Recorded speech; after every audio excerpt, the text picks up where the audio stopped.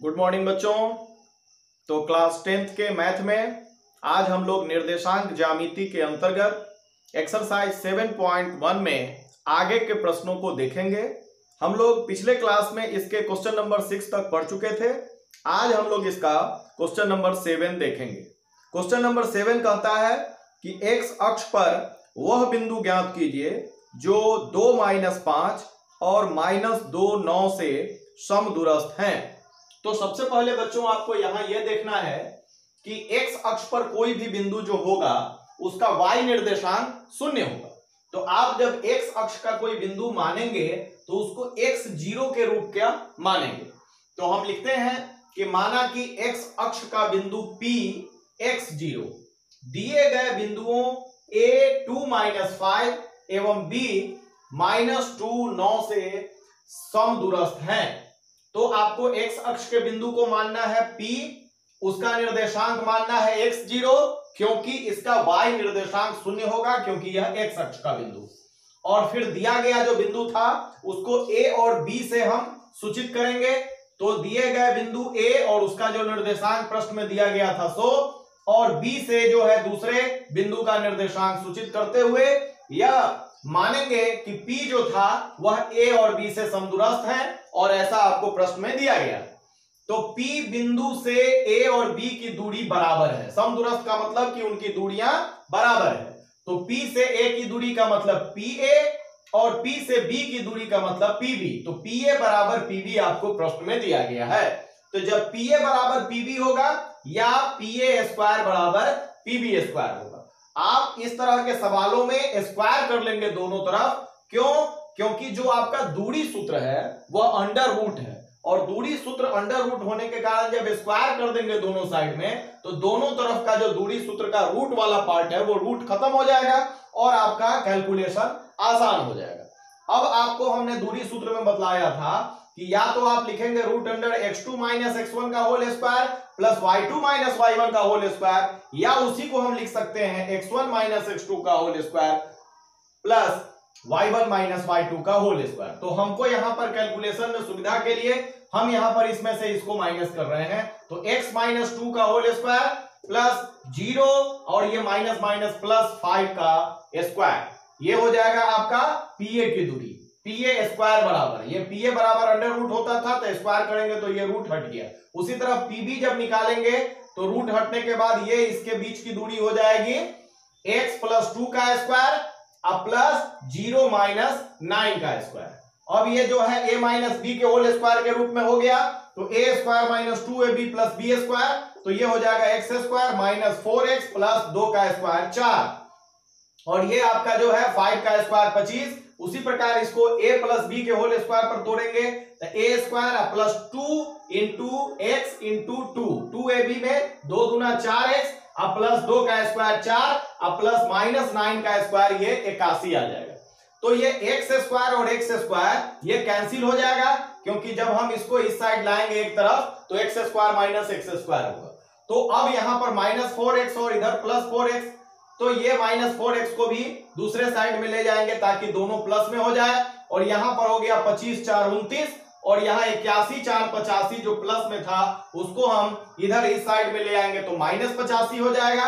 तो ये 4x + 4x मिलके 8x, इसको इधर ले आते हैं और ये आपका 29 में से 85 घटेगा तो ये -56 आएगा। तो ये 8x बराबर -56, तो x बराबर -56/8 यानी -7x का वैल्यू आएगा। तो आपको निकालना क्या था कि x अक्ष पर के बिंदु का निर्देशांक ज्ञात करना था। तो x अक्ष पर का बिंदु को हमने माना था x0, x का वैल्यू आया -7 यानी x अक्ष पर के बिंदु का निर्देशांक बराबर -7 ये आपका आंसर होगा।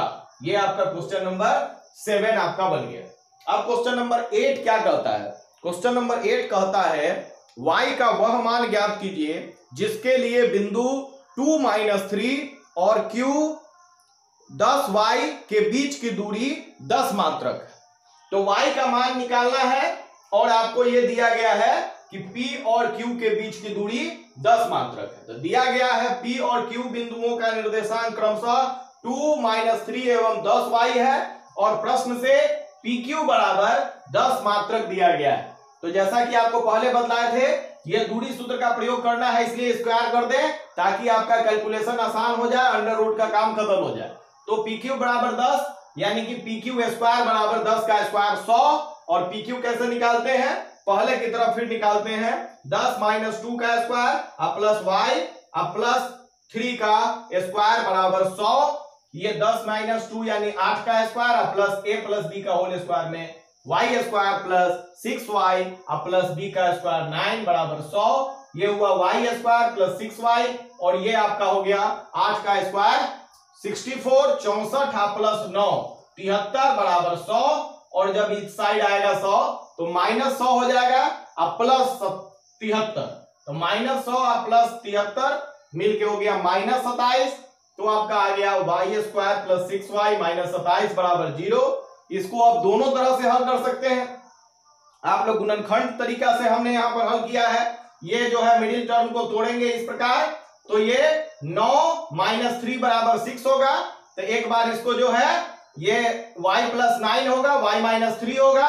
इसका जो है फैक्टराइज करने पर, या आप द्विघातीय सूत्र जो आप लोग पीछे पढ़ चुके हैं उससे भी y का वैल्यू यहां पर निकाल सकते हैं, -b plus minus √b² - 4ac/2a, उससे भी y का वैल्यू आपको मिल सकता है। और ये आपका जो फैक्टराइज हुआ, इसमें जब इसको 0 के बराबर करेंगे तो y बराबर -9 आएगा, और इसको जब 0 के बराबर करेंगे तो y बराबर 3 आएगा। तो y का आपको दो मान प्राप्त हुआ, -9 या 3।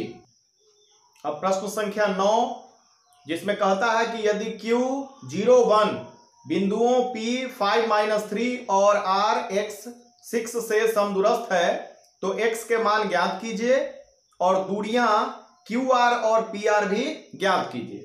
तो दिया गया है कि बिंदु Q 0, 1 बिंदुओं P 5 - 3 और R x 6 से समदूरस्थ है। तो Q बिंदु P और R से समदूरस्थ है, तो Q से P की दूरी QP बराबर है Q से R की दूरी यानी QR की।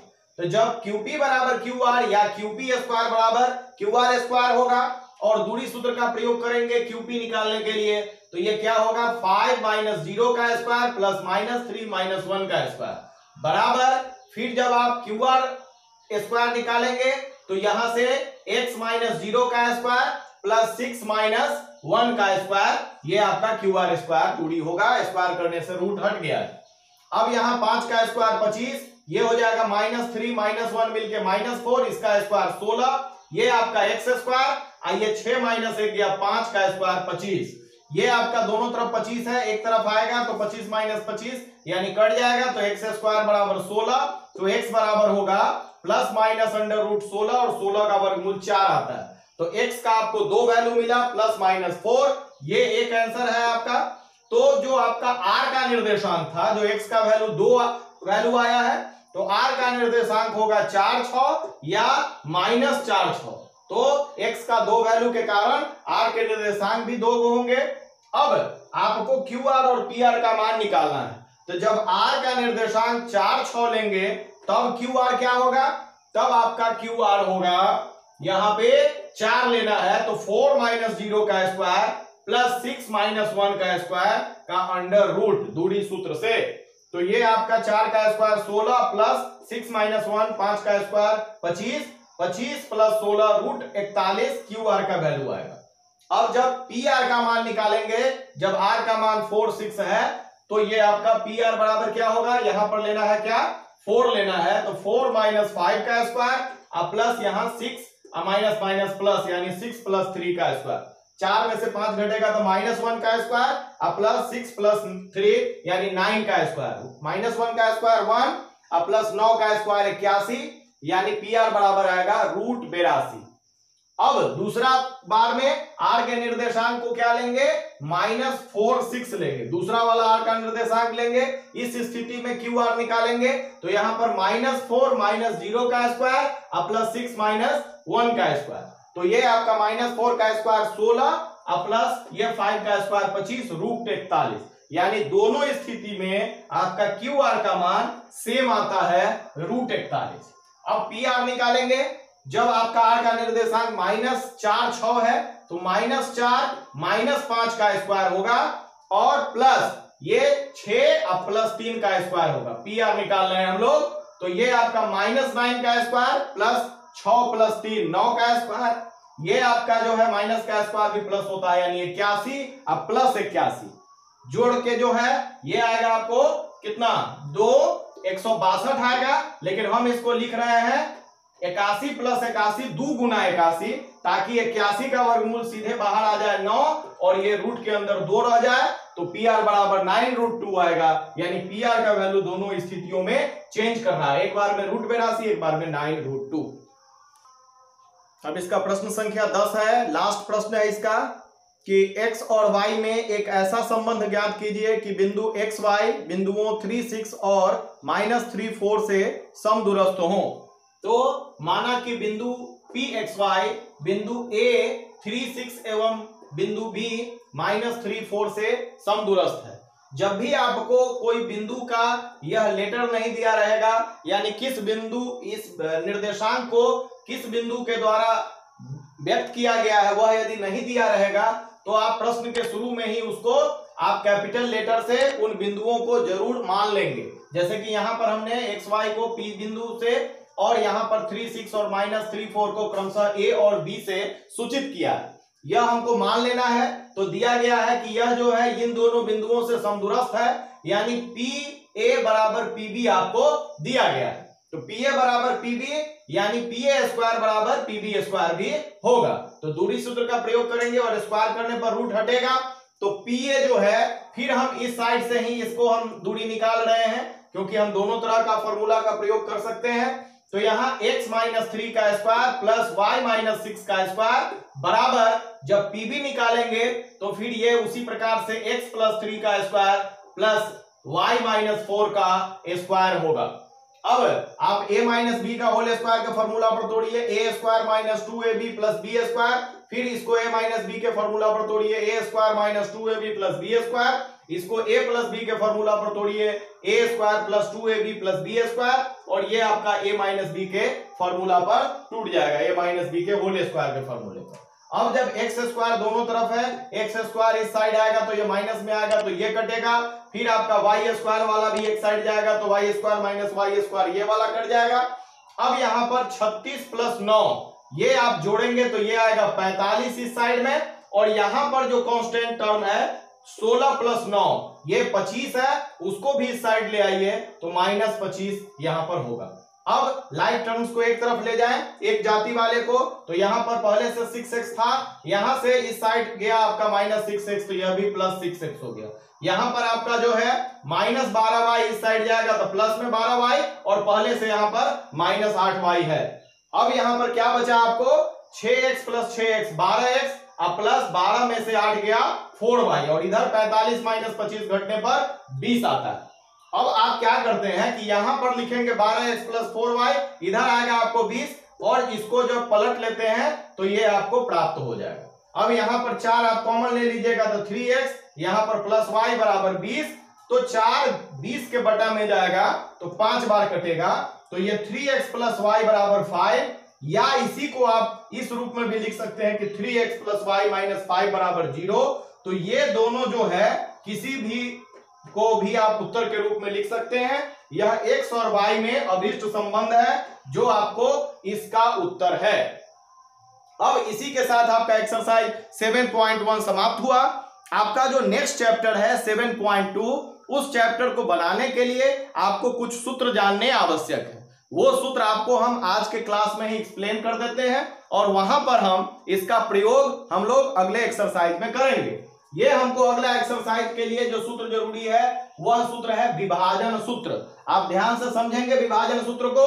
इसमें क्या है पहला सूत्र कि बिंदु A x1 y1 एवं बिंदु B x2 y2 को मिलाने वाली रेखाखंड AB को m1 अनुपात m2 के अनुपात में आंतरिक विभाजित करने वाली बिंदु P का निर्देशांक का फॉर्मूला ये कह रहा है। आप इसको चित्र के माध्यम से समझिए।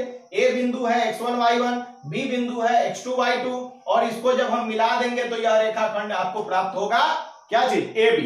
अब कोई बिंदु इस AB पर यदि हम लें, जो बिंदु इस साइड में वह जो है m1 अनुपात है, इस साइड में m2 है, यानी इसको इस अनुपात में विभाजित कर रही है, काट रही है, तब इस बिंदु P का निर्देशांक का फॉर्मूला होता है m1x2 प्लस m2x1 बटा m1 प्लस m2, और यह जो है दूसरा वाला y निर्देशांक होता है m1y2 प्लस m2y1 बटे m1 प्लस m2। इसको समझिए हम सवाल में कैसे बनाएंगे, जो आपके लिए बहुत ही आसान होगा। इसको क्रॉस मल्टीप्लाई कर दीजिएगा तो आपको फॉर्मूला याद करने की जरूरत नहीं होगी। पहले आप इधर से लेंगे m1 और इस साइड वाले से गुणा करेंगे m1x2 प्लस m2 जब लेंगे तो इस साइड वाले से गुणा करेंगे m2x1, अब बटा में जो अनुपात है उसको जोड़ देना। फिर उसी तरह से m1 लेंगे तो y2 वाले को गुणा, अब प्लस m2 लेंगे तो y1 वाले को गुणा, अब बटे m1 प्लस m2 अनुपात दोनों के ही हर में जोड़ना है। अब इसका दूसरा सूत्र क्या कहता है कि यदि AB रेखाखंड को यदि यह निर्देशांक वही रहे x1 y1 और x2 y2 और P जो है यह अनुपात बदल जाए, यह आपको K अनुपात 1 के अनुपात में यदि विभाजित करे तब क्या होगा फॉर्मूला, तो उसी रूप में आप यूज करेंगे। तो kx2 प्लस x1 यहां पर आता है, अब बटे अनुपातों का योग यानी k प्लस 1, फिर यहां पर देखिए ky2 अब प्लस इधर 1 इंटू y1 करेंगे तो y1 बटे k प्लस 1। तो आप इसका यदि उपयोग करेंगे चित्र का तो फॉर्मूला याद करने की जरूरत आपको नहीं होगी। और तीसरा सूत्र है कि यदि AB का मध्य बिंदु P हो, P एकदम आधा आधा विभाजित कर रहा हो, दोनों भाग बराबर बराबर यानी मध्य बिंदु AB का हो, तो मध्य बिंदु का सूत्र होता है x1 प्लस x2 बाई 2, माने x निर्देशांकों को जोड़ के 2 से भाग देंगे और y निर्देशांक होगा y1 प्लस y2 बाई 2 यानी y निर्देशांक को जोड़ के 2 से भाग देंगे। तो बच्चों इसी के साथ आज का वीडियो यहीं पर हम समाप्त करते हैं। आप लोगों को जहां यदि परेशानी हो या कोई चीज अच्छा लगता हो तो कमेंट बॉक्स में जाके जरूर कमेंट करें। यदि आपको वीडियो पसंद आता है तो जरूर लाइक करें और अपने दोस्तों के बीच इस वीडियो को शेयर करें। धन्यवाद।